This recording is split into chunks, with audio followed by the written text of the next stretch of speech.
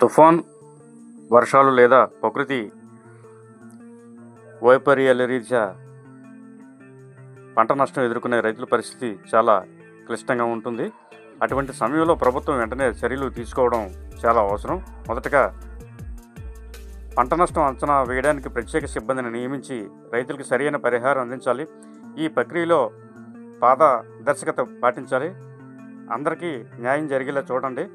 రైతులకు పరిహారం అందించడానికి ఆర్థిక సాయం తక్షణమే అందించాలి. రైతు పంట నష్టాన్ని బట్టి నష్టపరిహారాన్ని కేటాయించడం ద్వారా వారి ఆర్థిక ఒత్తిడిని తగ్గించవచ్చు. తదుపరి రైతులు రుణాలు రీషెడ్యూల్ చేయడం లేదా బ్యాంకు రుణాలపై మాఫీ వంటి చర్యలు చేపట్టాలి. ఇది రైతులకు భవిష్యత్తులో మళ్ళీ పంట సాగు చేసుకునే ధైర్యాన్ని ఇస్తుంది.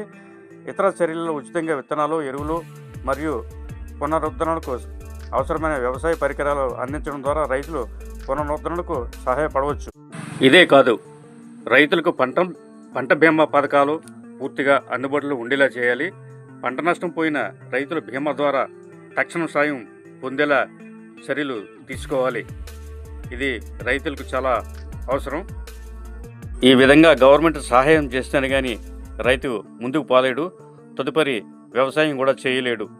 ఇది గవర్నమెంట్ ఆలోచించి తీసుకోవాల్సిన చర్యగా భావిస్తున్నాను. Thank you very much.